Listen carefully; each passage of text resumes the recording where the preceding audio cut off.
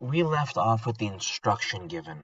We previously only had a monologue. Only Hashem was talking to Moshe, telling him, what are you going to do?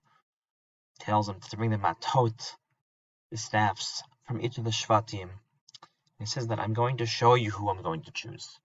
Write the names of the shvatim, or the batei avot, the nesiahem, the nesim, the leaders of the shvatim, and put these matot lifnei edut, put it in front of the aron, testimony, and put that in the ohel moed.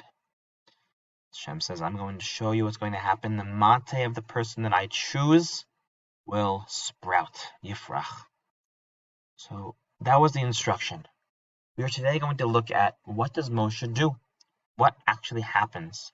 Now, you might be able to intuit what happens, but we're going to see it play out. And sometimes even if you know what's going to happen, you have trust in that, it's still pretty amazing to watch it happen.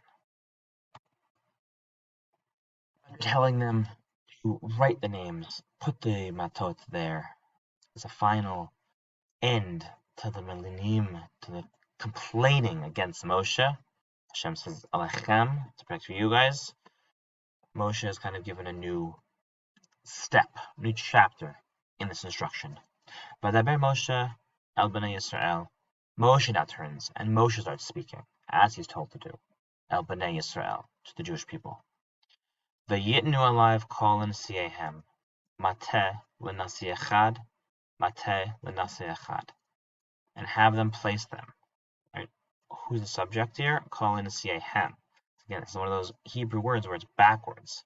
Literally would be, and they will put them to him, all the leaders. It's backwards. It means the leaders will put there. Mateh lenasi echad, one mateh for each nasi, mateh lenasi echad. And it's that double language. When you say it each time, it means each person will do it. Lebet avotam, each is the nasi lebet avotam, to their family's house. Their family here being the shvatim. How many of them? Shnaim aser matot, 12 matot, one for each shevet, 12 shvatim. Umatei Aaron betoch matotam, and Aaron's matei is amongst the rest of them, amongst all of these. So you have all these matot.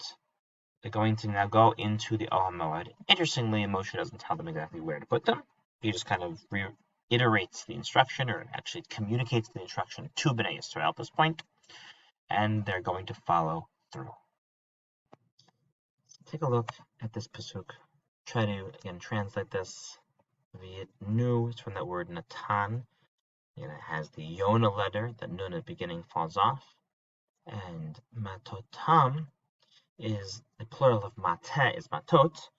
Again, at the end of it is going to be basically another way of saying shelahem. So it's matot, the matot, matotam, their matot. Put the whole pasuk together based on that. Put together every point of that there and summarize what is happening here. So then, after the instruction, they follow through.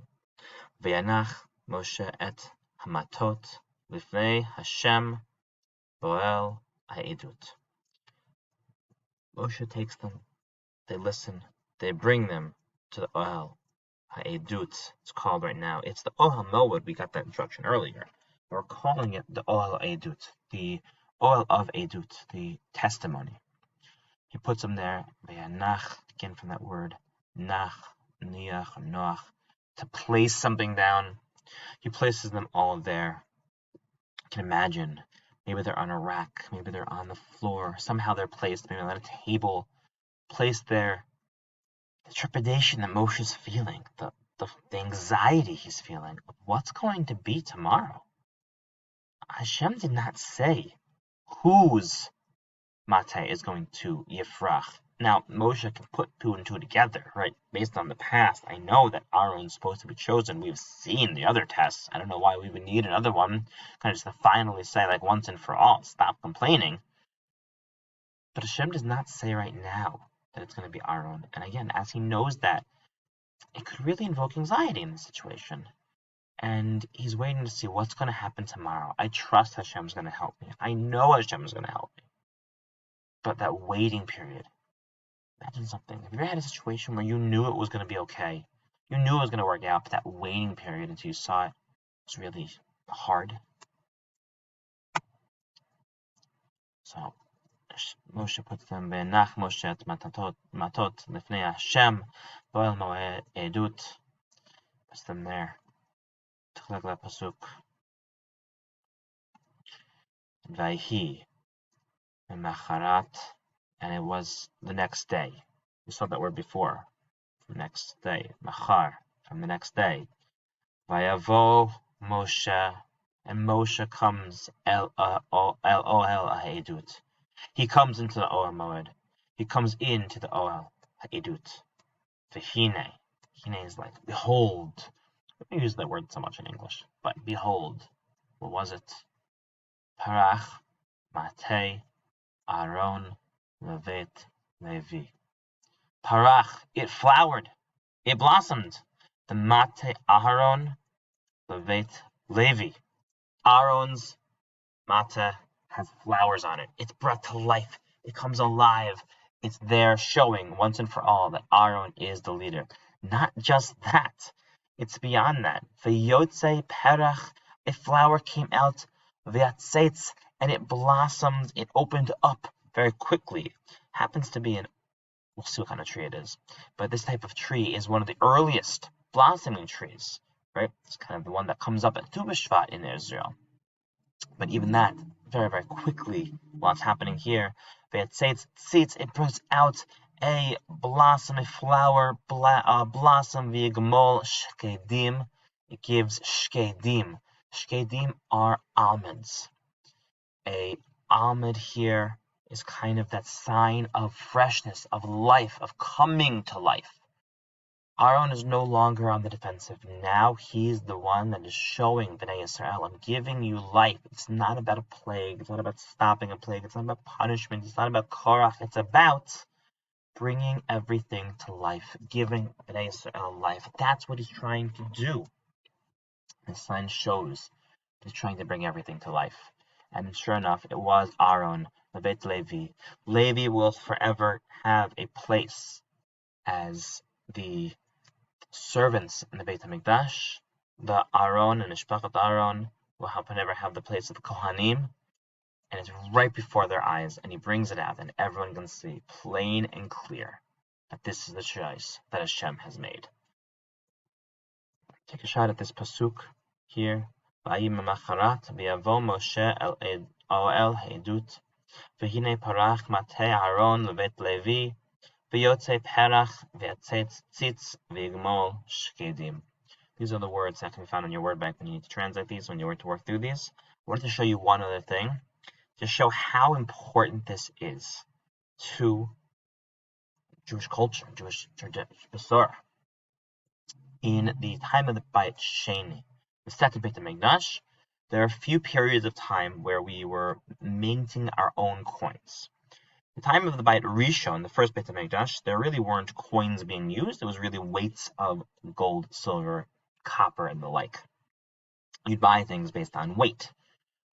You would just use the amount of silver, the amount of gold, whatever it was, or trade to buy something. Come the Beit Sheni, and the world started using formal money, formal coins, currency. Most of that time, we were not able to make our own coins. Most of the time that the world was using coins, we were under the oppression or control of some other nation. We were not able to make our own.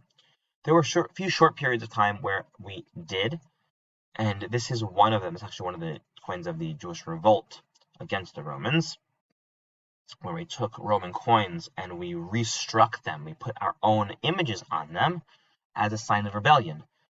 That was a very, very, very dangerous thing to do unless you really were sure of yourself. Sure, Hashem is helping you in that time period. So lots of history to talk about there. But in this particular case, we see something which is some have identified as flowering almonds on a staff. Now, it's not 100% it's there, but even the idea that this is where our mind goes when we see something that might be interpreted as such shows how important this story is, this incident is, for our identity. So Moshe goes in to the Ohel Moed to all ha'edut. And he finds this is what happens with the staff. So I'm going to show everybody else. So vayotze Moshe et kol hamatot. Here it's not vayotze, it was vayotze. He takes them out. Yatsa means he goes out. So that already. But here it's yotze. He takes them out. Moshe et kol hamatot. He brings all the matot out. Milfnei Hashem, from before Hashem, in that place where we're going to talk to him. El kol b'nei Israel. He brings it to all the Jewish people. All b'nei Israel. He says, look at them. What do? V'yir'u v'yikhu ish matehu. They see it. They go look at the names. And every of the Shvatim, the Nesiim, take their mate. And sure enough, only one of them has sprouted. And you know, that's the one that says Aaron. Make sure they identify it. They wrote their names on them. Only Aaron's has the flowers on them. So Hashem says, Vayomer Hashem el Moshe, Hashev et mate Aaron. Return the mate Aaron. Everyone else, they can have theirs, right? We've proven our point. Lifnei ha'edut. We're going to return Aaron's Lifnei ha'edut lishmishmeret. La'ot l'vnei meri. P'tuchat l'notam me'alai v'lo yamutu. Hashem says, put Aaron's staff back as a mishmeret, to be protected. Why? It's la'ot. We saw that word earlier, right? By the Mizbeach. The Mizbeach is going to be an oath, a remembrance. Don't be like Korach. This is what happens. You get burnt, the incense trays get stuck there. This is an oath. This Mate Aaron is going to be an oath, a reminder. Utchal tlunotam. And you're going to cease all of their complaints. Malai from me, below Yamutu, and they won't die. As long as they're not complaining, there's no reason for them to die. There's no reason for a plague. They'll stop having this situation. We're going to stop this cycle, this process. We're finally going to have that shalom we're looking for. Look at that pasuk. Try to use their word bank to translate this pasuk or summarize this pasuk. Now, V'yas Moshe kasher tziva Hashem oto kenasa. To show the obedience. Moshe takes the staff back. He takes the mate back. V'yas, he did it. Moshe kasher tziva Hashem, just like Hashem commanded. Tziva, just like he commanded him. Like mitzvah, same word. Tziva is commanded. A mitzvah is not just an opportunity. It is an opportunity. It's a connection. The word tzavta also comes from connection, to connect with Hashem. But it's also something that he tells us we should be doing. What he was told to do, that's what he did. Try to summarize this. It's a pretty short one. As we bring it home, the last two. B'nai Israel, in a moment of complicated emotions, it's not that they're rebelling at this point. It's that they're just not even sure what to do with themselves. They want that oath. They want that reminder. And if they ever feel a need to or complain or they're feeling frustrated, they have to remember, oh wait, don't do this. But they said, Vayomer b'nai Yisrael el Moshe lemor. They all said, this is kind of their communal plea. Hein gavanu avadnu kulanu avadnu. Gavanu is we perished. Avanu is we are lost. We're all lost. How could we have kept doing that? How can we keep up? How can we really maintain obedience? Kulanu avadnu, we're all lost. We were all complaining against you. It's kind of a saying, I'm sorry. We know the plague has happened. I think they feel almost that they're going to do it again. They're afraid. Why are they afraid? It's called Hakarev El Mishkan Hashem Yamut Im Tamnu Lagoa. Anyone that comes close to the Mishkan, we're not allowed to. We'll see. Right? We've seen. People that come too close to the Mishkan, it's not allowed.